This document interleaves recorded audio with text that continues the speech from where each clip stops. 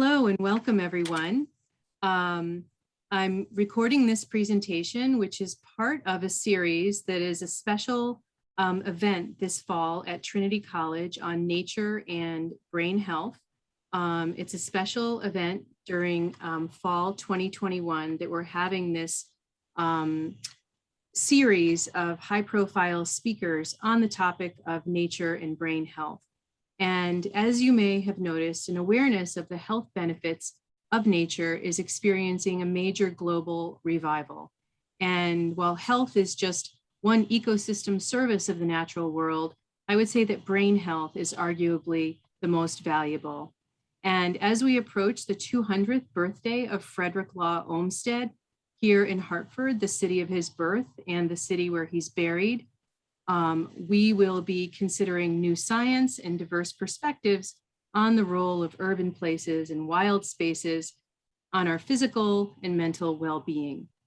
And these presentations are ranging among history, emerging science, and public policy.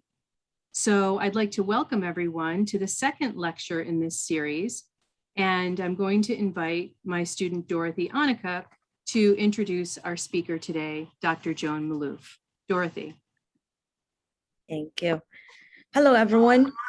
Today we welcome Dr. Joan Malouf, an ecologist and professor emeritus of Salisbury University in Maryland. Dr. Malouf is the author of 5 books, ranging from Among the Ancients, Adventures in the Eastern Old Growth Forest, to her most recent book titled Treepedia. Dr. Malouf is also the founder and director of the Old Growth Forest Network, a national organization with a mission of creating a national network of protected old growth forest. An old growth forest is an ideal place to enjoy forest bathing, a major topic of her presentation today. But where did the popular movement of forest bathing begin in the United States? Dr. Joan Malouf has some insights. 16 years ago, she brought the Japanese research to a general US audience. The concept struck a chord, and now there are numerous books about forest bathing, and you can even get certified to teach it.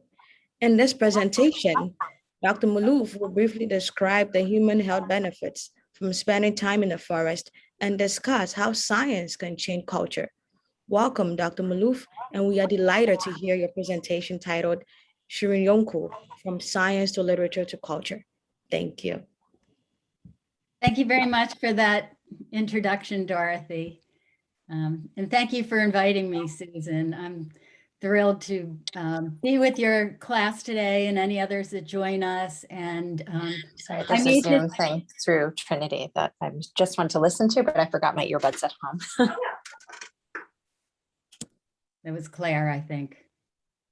I made this brief introduction. This brief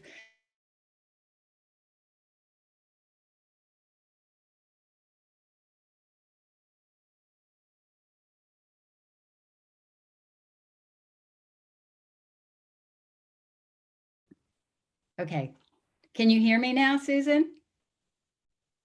Okay. Yes, I can. Sorry, I was just muting everyone else to deal with the background noise. Thank you. Okay. Sorry. Okay, I think we're good to go now. The title of my topic is Shinrin-yoku, From Science to Literature to Culture. And we're going to follow that path today with a little story about my own life. First of all, you should know that I'm a scientist and I love science, and I have a lot of education and a lot of experience studying plants. And on the top left, I'm working on my master's project, and in the bottom center, I'm working on my PhD project. And so I was very used to publishing my writing in journals such as ecology and botany, and I was kind of on a roll with my scientific research and publishing these papers. But at the same time, this is the scene that kept confronting me. And these forests are not just private forest owners that want the money. These are our governments that are cutting these forests. On the left, I'm sitting on this clear-cut area that the state of Maryland did. And this is a FSC certified forest.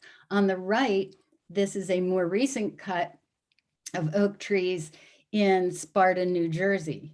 And this is in a wildlife management area. So if you're a lover of the organisms of the earth and a biologist and an ecologist, this stuff will hurt your soul. And I was wondering how my science could have any impact on this.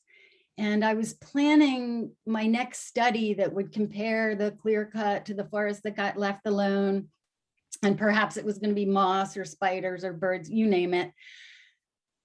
And then I realized that these studies had already been done.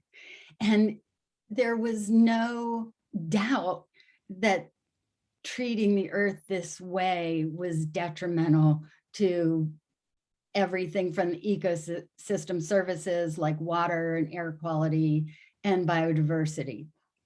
So what difference would another paper make? Even if I got it published in the most uppity up journals and people read it, I really didn't think it was going to affect policy and make a difference in the world. And that's when I decided, instead of writing another scientific paper, to start writing essays for a more general audience that explained this information that was in all of those scientific papers that all of those other scientists had done. And when I first started, it was more like letters to foresters, because I would meet the people that would make those decisions to make those cuts. And I felt like, don't they know? And if I just tried to approach them at their office or even in a social gathering, they might be resistant to hearing what I had to say, but perhaps if I could write these essays, it might make a difference. So I was writing in about 2003, these essays, and I decided that I finally wanted to go visit an old growth forest in the East near me. So I was in Maryland then, the Eastern Shore of Maryland. What was the closest old growth forest? I mean, many of us may not even know that. So I did some research and I found out that there was this little patch of forest that was only 14 acres. It was 60 miles away, and I got the directions to it. One beautiful morning, like it is today here in Maryland, where I'm speaking to you from, I drove out there, followed the directions. I was on dirt roads. I parked my car. I got out. I walked into the forest and was just open to whatever was going to draw my attention or happen to me. And the thing that I noticed was the air, right? I took this deep breath. Oh my gosh, this air is so wonderful. It reminds me of being in the mountains. What is it in this air? Is there anything in this air that affects us, right? We're breathing it in. It's going to our lungs. So when we breathe in that oxygen, it definitely goes right across the barrier in our lungs to our bloodstream. So could there be these smaller molecules that are passing directly into the bloodstream?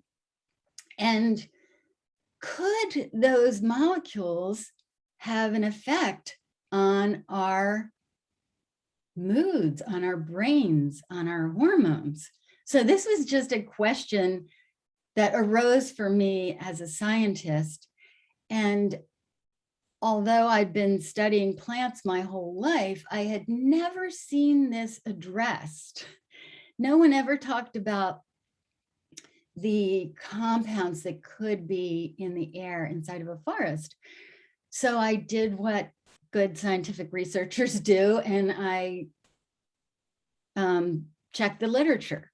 And I think it's probably one of the last times that I did an in-library literature search, but I started with air and forests, and what I found out was that in 1982, some Japanese researchers had just started researching this very thing.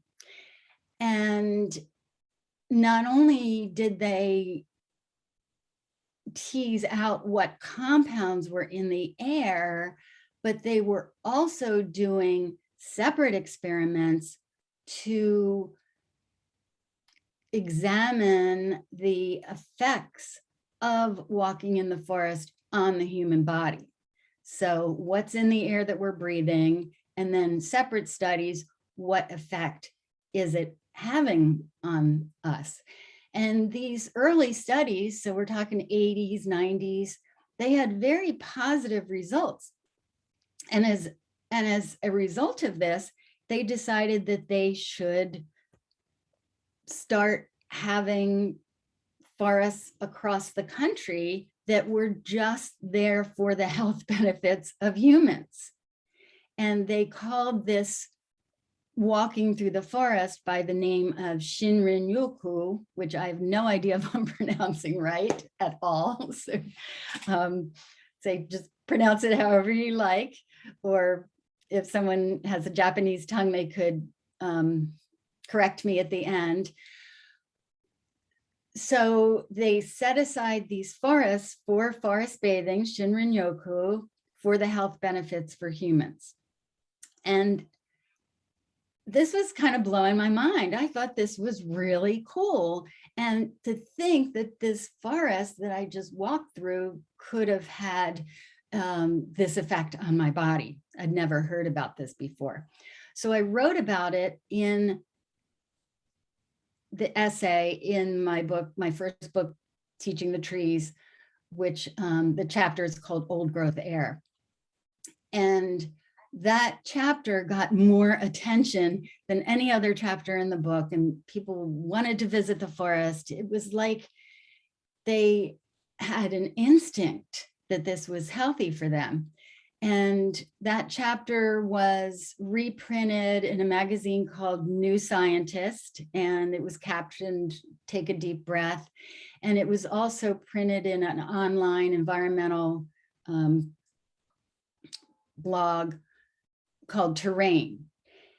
And that essay got reprinted often, and pretty soon when the book came out, so the book came out, I did the research 2003, the book came out 2005, it was reprinted probably later that year. And soon I started seeing newspaper articles about forest bathing or magazine articles about forest bathing. And they were quoting a lot of the same research that I had put in my book. And it was really interesting for me. It was either, was this around and I just never heard about it or saw it, or did somehow this chapter in my book spark these other journalists and this research, and then it entered the lexicon of our health and forest loving.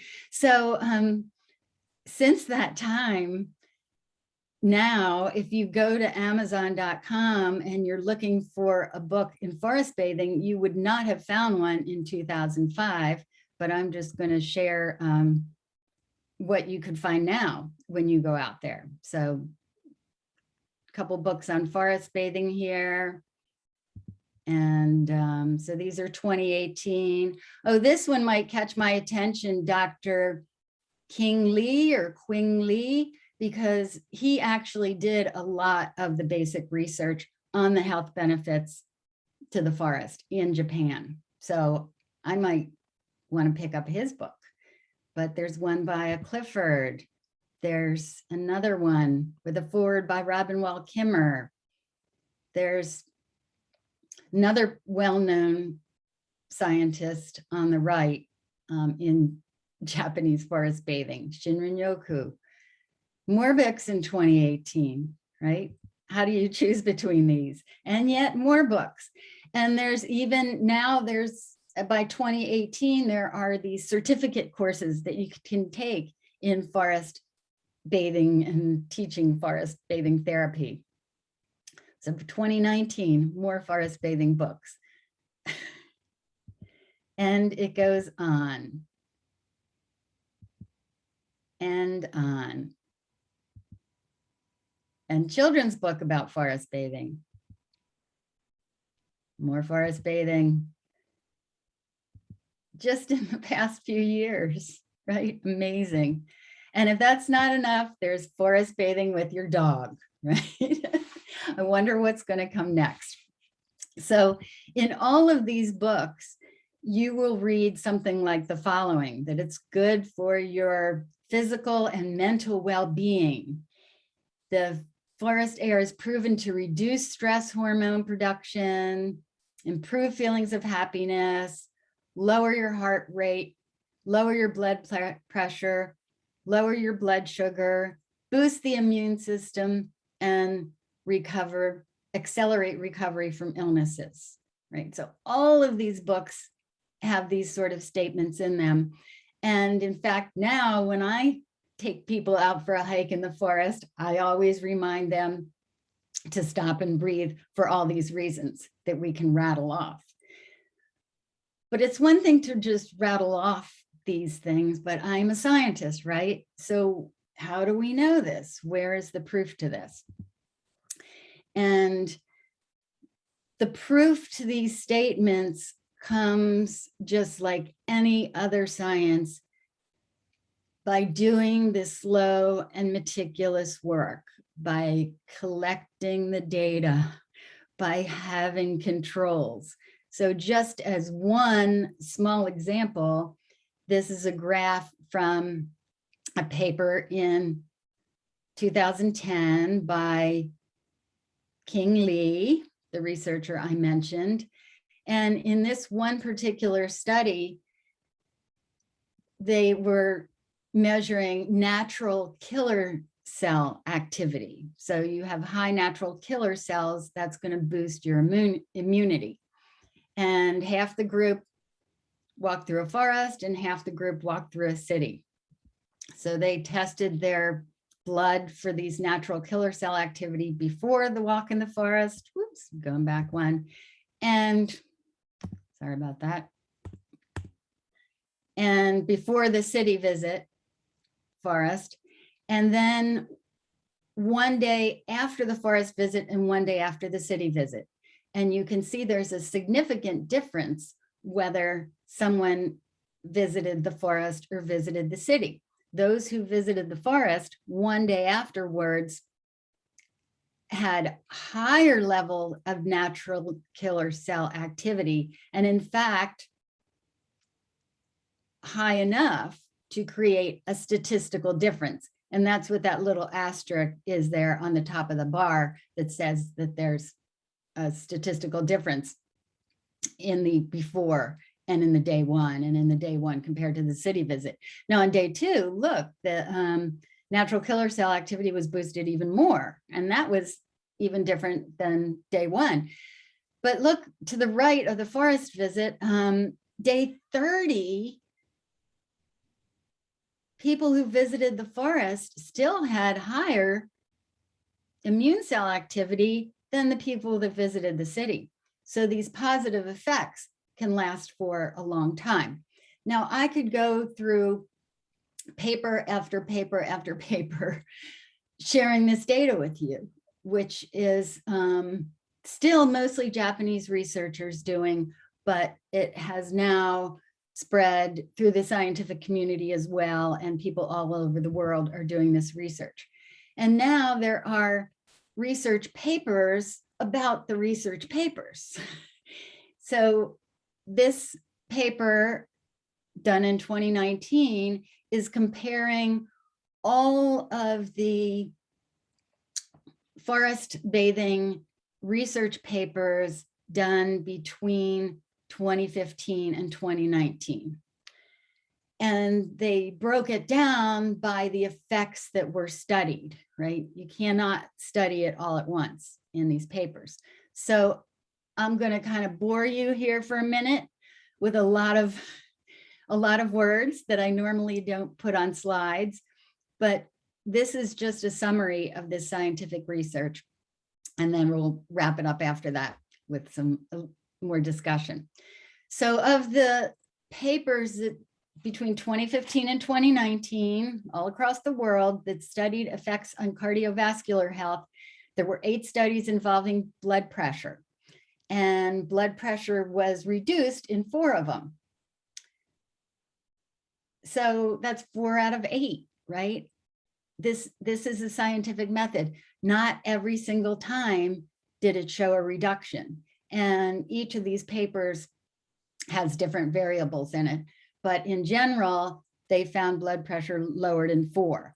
And only systolic blood pressure decreased in 1, and it increased in another. So this is how science moves along.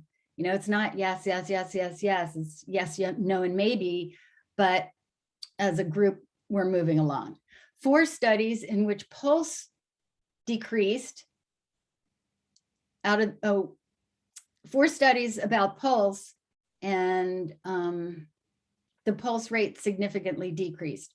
3 studies involving heart rate, which was decreased in 2 studies. So I guess it stayed the same in 1. 7 studies involving heart rate variability, which was increased in 4 and decreased in 2. Right, so you would not be expected to know any of this. I'm just trying to give you a sense of where we are here and what we know. Okay, blood chemistry. 2 studies in which brain peptides were significantly decreased. 1 study in which endothelin was significantly decreased. I don't even know what that is. I would have to look that up. But 3 studies in which cortisol significantly decreased. Cortisol is that stress hormone that we're very very familiar with. So it is decreasing it. And 3 studies involving adrenaline, which was only decreased in 2. So norepinephrine, dopamine significantly decreased. Now, let's see here. Okay, more studies on antioxidants. I didn't even include that. Electrophysiological, measuring the brain waves. 1 study showed that these alpha and beta brain waves were significantly increased, and the relaxation of the body was increased. Okay, emotional states. So this gets more into the mental health that you're studying and the effects on brains. 14 studies involving emotional states. So they were studying depression, tension, anxiety, fatigue, confusion, anger, hostility. And scores of these feelings were decreased in 11 out of 14 for depression, 13 out of 14 for tension, anxiety, 9 out of 14 for fatigue, and so on. And there were also studies showing that vigor was increased and positive emotions are increased. And in 5 out of 6 studies, scores of feeling comfortable, relaxed, or natural increased. So this is where we can say that you feel better after a walk in the forest. And it's the majority of the studies. It's not every single study. And to wrap this up, the physiological effect varies depending on the initial value of the participant. So what that means is, if your heart rate is too high, then the forest experience will bring it lower. If your heart rate is too low, then the forest experience will bring it higher. So the summary, the forest has a regulation effect close to the appropriate level of the human body. So it kind of evens us out.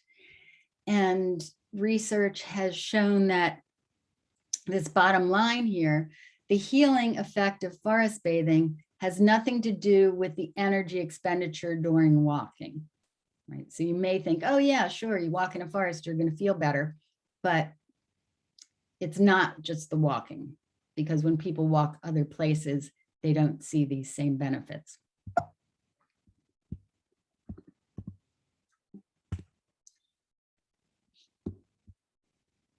So many, many studies, right? And that was just 2015 to 2019. And just like those forest bathing books that seem to multiply themselves, these forest bathing health effect scientific studies are increasing too. So there's been many, many since 2019, between 2019 and 2021. We are learning a lot about the effects of the forest on our physical body and on our emotions. But what we still do not understand is how the forest does this, right? Sure, you take a walk through a forest, all these, your natural killer cells increase, your cortisol decreases. Why? How? We still don't completely understand. So we're going to need a lot more research for that. It would be a fascinating field to go into. So is it what I started out talking about, these little compounds like the phytonicides that are released by the leaves of the trees, or these small molecules that are then going into our lungs and into our bloodstream? Possibly. Is it some small compound given off by other organisms like fungi or decomposition bacterial cells? Is that what's having the effect? We really don't know. And not only do we not know exactly what's having this effect on us, we don't know the route of entry. So it could be breathing in the lungs. It could also be our olfactory nerve, right? That's very close to our brain. And we know that olfactory compounds can affect our mood and possibly our health. So maybe that's the route, this wonderful smell of the forest is coming in through there. Maybe it's our eyes, right? Maybe it's seeing all the green color and all the dappled light and the forms that we have evolved with, instead of these artificial forms like city streets and buses and cars and billboards. Maybe the message is coming through our eyes. Or what about through our ears? The sounds in a forest are different, we know. There are more sounds of life, right? There are the birds singing. There's the wind rustling through the leaves. There's the insects that live in the forest, the crickets and the cicadas. Maybe that's sending the message to our body, to our brain. Maybe it's all of them. Maybe it's none of them. Maybe it's something we haven't even measured yet and haven't even considered. Like maybe the structure of the trees standing creates a kind of electro force, an energy field that's more centered, and we become centered with that. Who knows? Maybe it's not even one of these things that I've guessed. And the other thing that we don't know that I'm very interested in is, does the quality of the forest matter? Because using myself as a sample of one, I feel better in the higher quality older forests. And I do believe there is a difference, but we have not measured it yet.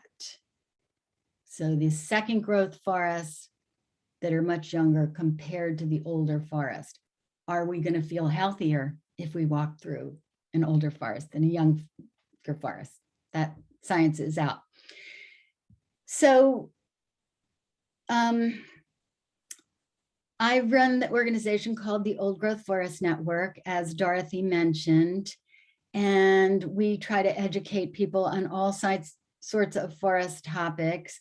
And I believe you have read, if you're in Dr. Messino's class, this Forests and Human Health newsletter that we put out. And you've also read the first chapter in Teaching the Trees called Old Growth Air. So thank you for preparing in that way. So this Forest and Human Health newsletter is available to anyone at the oldgrowthforest.net website if others haven't read it and they're interested in it. But note what we titled it. Vitamin F, forests are critical for human and planetary health. So I want to stress this point. We've been talking about humans on this talk and health effects on humans, but what about the health of the planet? We know that the forests are critical for the health of the planet as well as our personal health.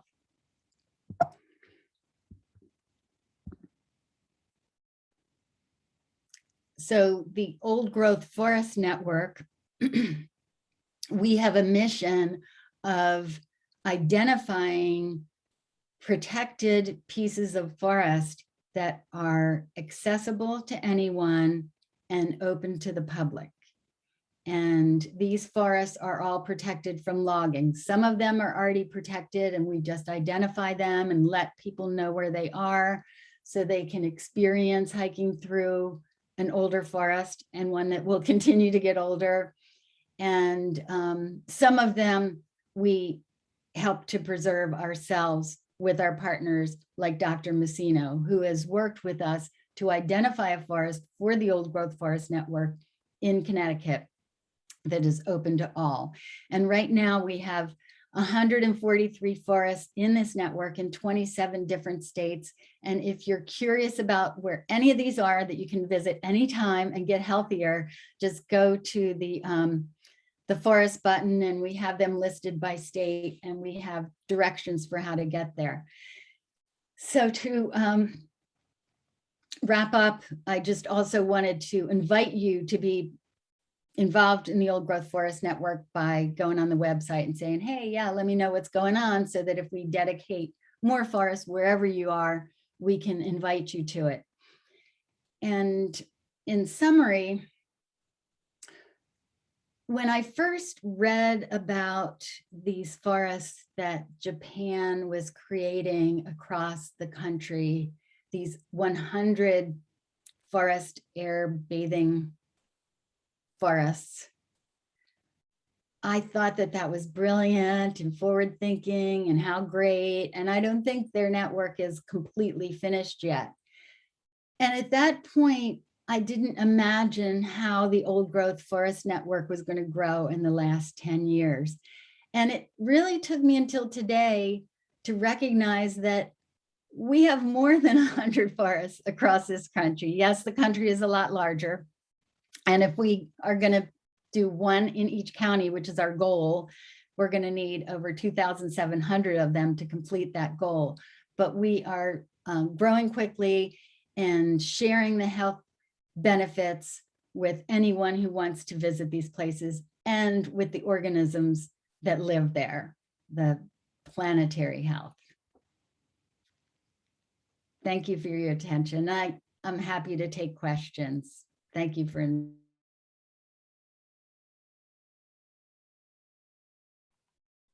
Thank you, Joan.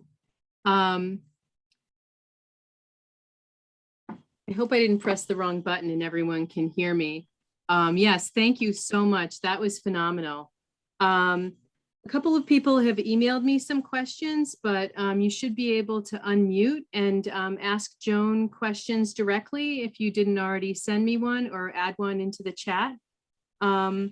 So I wanted to just start with a question about the studies that you showed today. And it's my understanding that those studies were not necessarily done in an old growth forest, the studies that have been done so far. So basically, we don't have any kind of body of work that's discriminating between an old growth forest and any old kind of forest, which is often defined by forest cover or something like that. So is that true? Yes and no. There has been one study that compared forest quality and the effects but it was some very strange thing they were measuring. It wasn't any physiological thing. And it was a very weak paper. I'm sure you've had this experience before where you read a paper and you're like, I'm not going to hang my hat on that one. So we did include it in our vitamin F because we're all about old growth forests. So you read about it in there, but no research has been done to my satisfaction. And that was only one little small study, but I would love to see studies compared. Now, I did a study that was looking at the beauty of forests, and I really wanted to compare young, mature, and old growth because I find old growth forests to be the most beautiful as well. And I could not do that. I had to compare young and mature because there were no old growth forests close enough to the university. So it can be challenging for these researchers to even find these places to do those studies, but I hope they can do them. Yeah, we need better mapping to try and more publicly available. And related to that, I do want to acknowledge that you have that phenomenal work by Mary Bird Davis, really available on your website, where she cataloged all the known Eastern old growth forest and published that about 20 years ago or a little bit more, even more than that, I think in the early 90s. It's a great resource. Yes, and that's another point. Like, we didn't know about the health benefits of the forest on the human body, at the beginning of this century. We didn't know if there were any old growth forests left in the East and where they were. No one could answer that question. So it took a researcher like Mary Bird Davis to say, well, I'm going to try to figure this out. And she just called people all over the place and pieced things together and came up with that estimate that there's only 1% left in the East. And her document, her survey of those forests is very helpful. But it doesn't discriminate between publicly accessible and private. So not all those forests are open to the public. And it doesn't, her research doesn't give directions to these particular forests. So we're trying to take it a step further. Yeah, I do. I mean, I'm very much in favor of your mission that all of the forests in your network, that you try and make sure that they're publicly accessible. And that ties into one of the questions that my students asked. Is there a certain means of transportation where you were studying that helped people to get closer to nature? So we were trying to look at here in Hartford, where are there beautiful natural places accessible on public transportation? But how often do you think that's the case? The forests in your network? Yes, mostly they're not on public transportation because these are the little corners that are hidden away. And I know myself, I've usually drive to get to them. Now we have a few that are in cities, and people can certainly ride their bikes to them easily, and probably a couple on bus routes, maybe in Philadelphia and in Baltimore, but the majority are not. Yeah, so I just want to advertise that the Belden Forest in Simsbury is on the bus route, and we do have our public transportation bus system in Hartford, where there are bike racks on all of the buses. So that can really help you take a bus out to a spot and then be able to bike a little bit further to get to some of these places. And there are many beautiful forests that aren't in the old growth forest network. So just because it's not in the network doesn't mean it's not a beautiful place to visit. I mean, how great would it be for each bus route to have, a little brochure or something, an app that shows you where the forests are that you can experience within the route of that bus. Yeah. Exactly. Yep, exactly. Someone else also asked, and I have a feeling we don't have a lot of information about this. Has there been any evidence of a difference of benefits in forests versus Maine, for example? Forest versus what? Of forests in Florida versus Maine, for example. I have not seen that, no. Yeah, I haven't seen that either. And presumably some of the molecules in the air and other features of the forest might be different in different regions. Well, I did have a man come up to me one time, and he was from somewhere in Africa, and he was a runner, and he trained by running outdoors through the forest. And his coach told him, oh, run through this sort of forest, but don't run through that sort of forest. So this is that probably indigenous knowledge that we don't even know, we haven't brought to the scientific community yet. Very interesting. Yeah, one of my colleagues said to me when I first started kind of thinking about these issues, he said, wouldn't it be amazing if we had a certain type of forest that was best for Parkinson's disease or for a different disease, right? We could have like really purposefully therapeutic, depending on what setup of compounds we had in there. I love that. Yeah. Related to that, I wanted to know if you'd seen that article about reduced rates of COVID-19 and death from COVID-19 related to forest. They think it's related to forest cover and forest bathing in Italy. Yeah, I have not read that one yet, but when I heard about it, I immediately said, oh yeah, that's why I was lucky enough not to get COVID-19 during all this time, because I've spent a lot of time in the forest.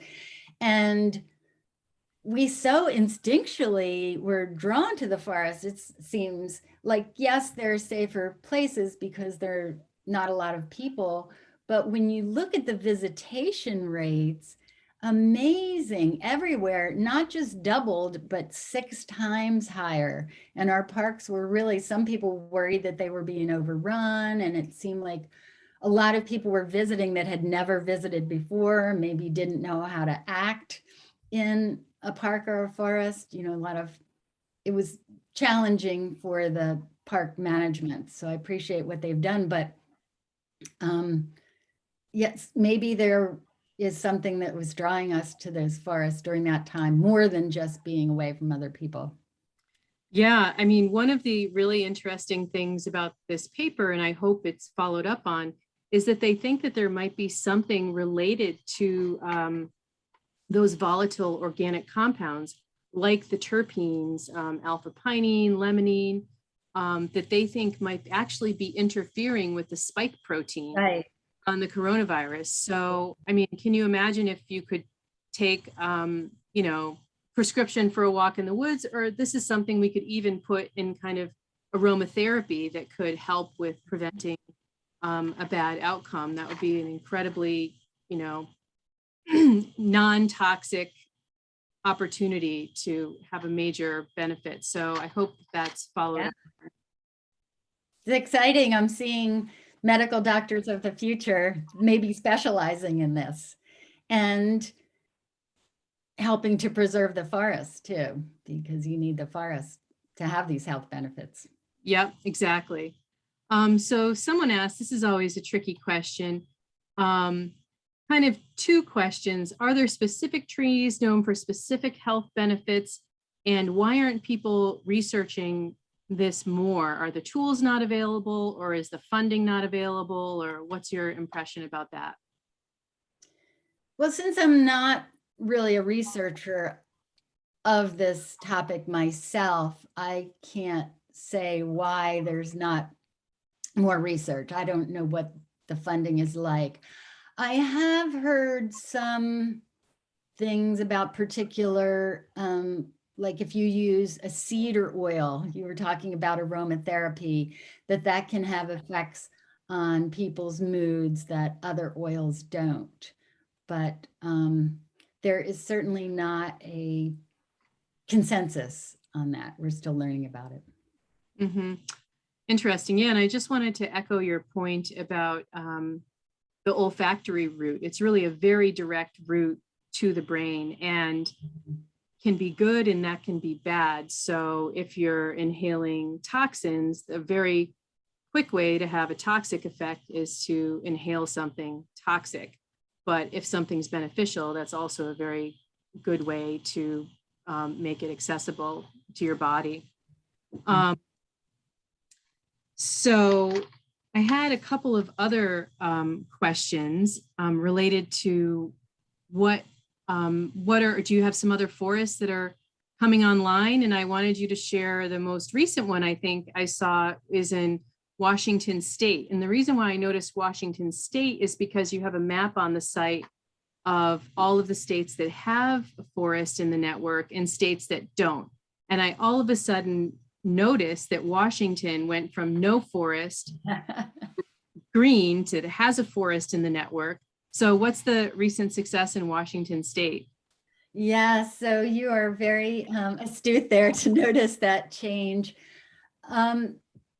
Part of our strategic planning for the Old Growth Forest Network is to try to get at least one forest in all the states that can support forest growth as quickly as possible. So we're kind of spreading out and then we're going to fill in.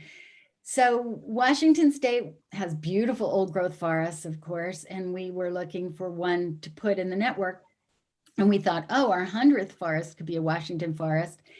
And people will nominate different forests, and then we'll check and see if these forests are protected, because only protected forests can be in the Old Growth Forest Network. We want them to be there when anybody comes and not be cut and get old growth.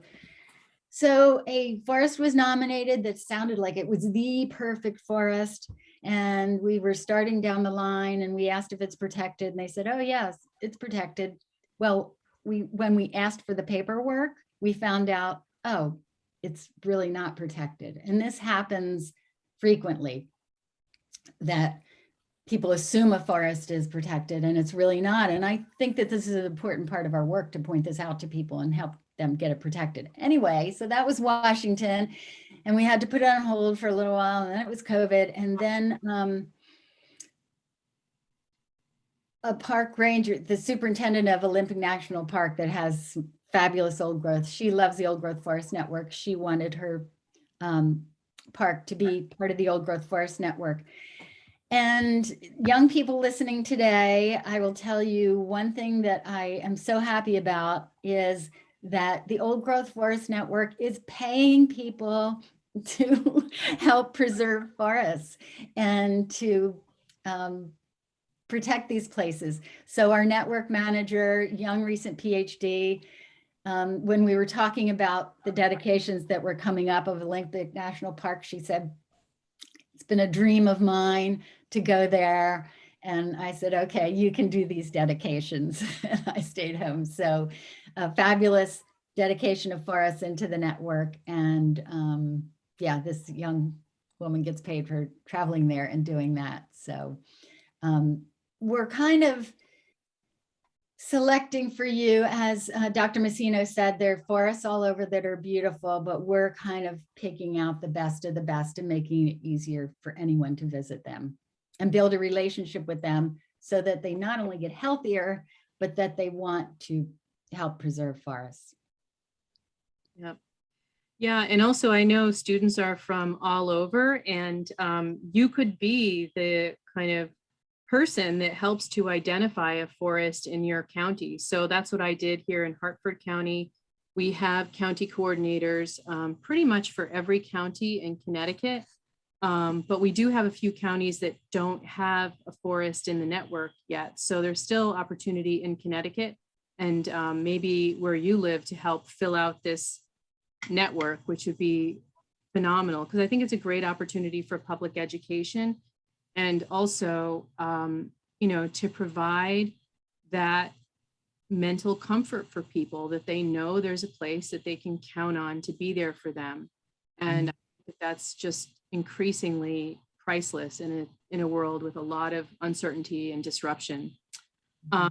Okay, another forest question. How long does it take to make an old forest? Well, it depends on where you are in the world, because if you're, you know, a bristlecone in the bristlecone pine area, it may take thousands of years before we would consider that forest old. but in the East, our trees aren't so long-lived. So there's no hard and fast, like when is a forest done? Well, if you give a forest starting from scratch 150 years, you're going to have some large trees, and it might look impressive to people that don't know the difference.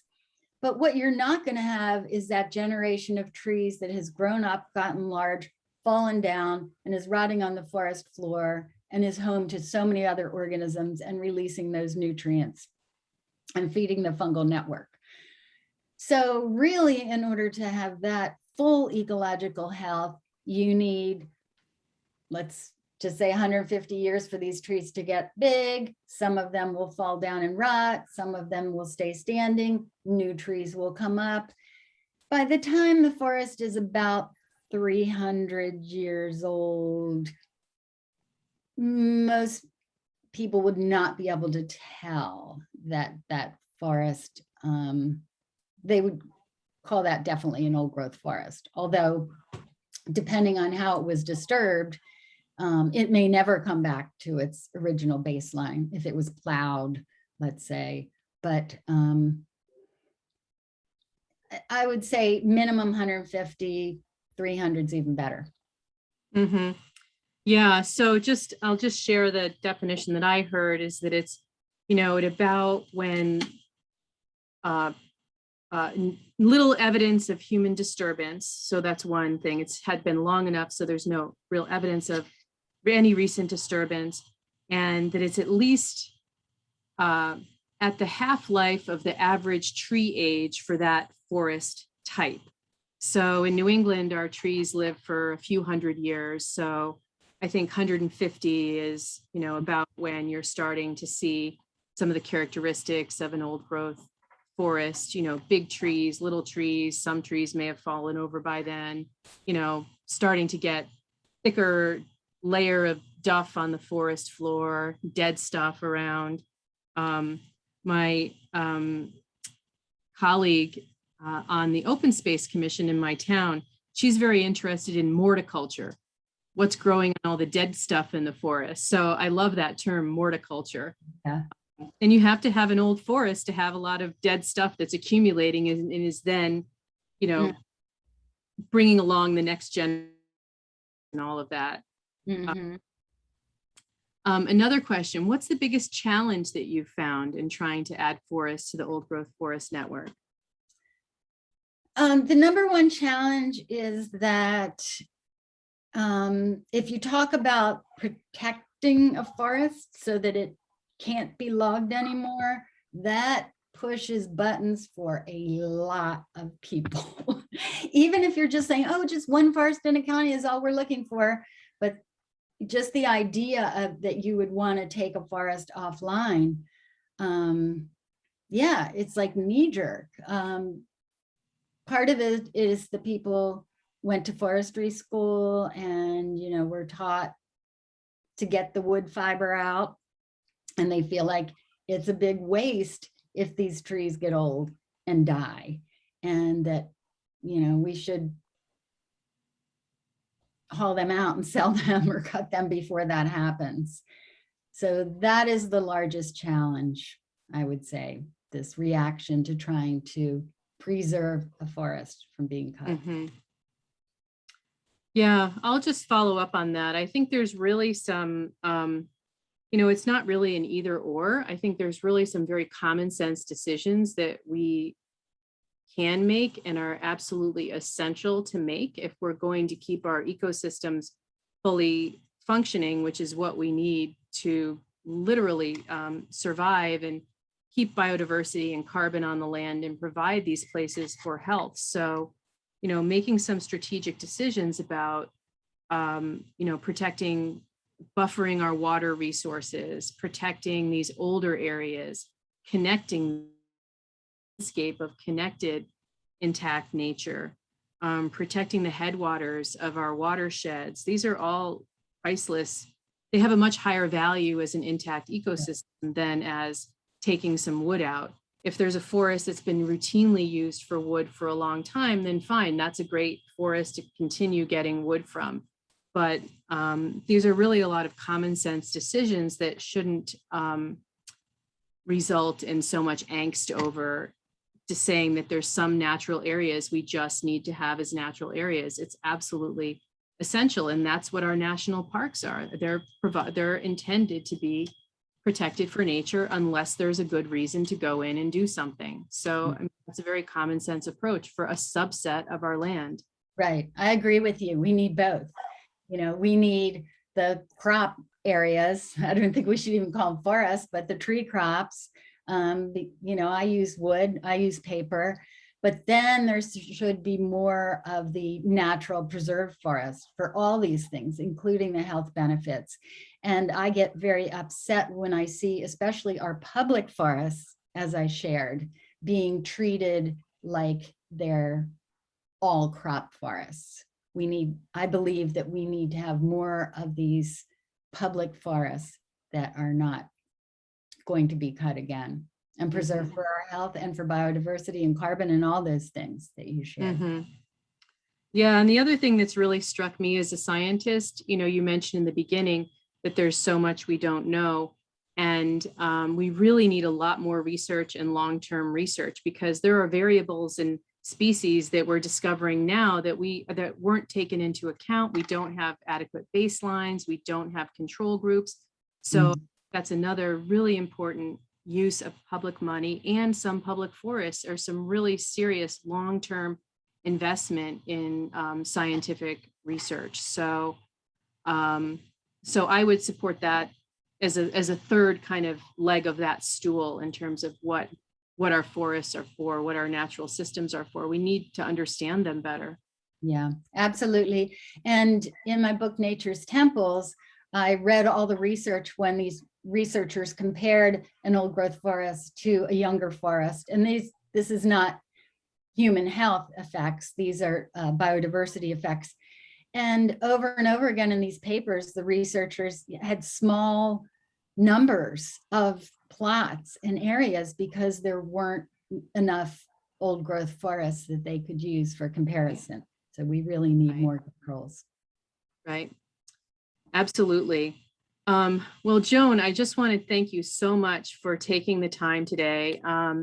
This is one of my favorite organizations, absolutely. And they have a very clear mission and very clear benefits to people and for the planet. And, you know, I want to thank you for your vision of, you know, trying to shift your science in a way that could really be your training in a way that could really be most impactful. And I really thank you for that, because, you know, as someone who's still, you know, doing the science, I've been thinking about this myself. How can I really bring my training to bear on the things that I think are the most important?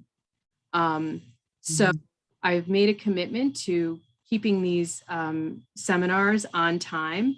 And with that, please help me to thank Dr. Joan Malouf very profoundly for her presentation today. Thank you.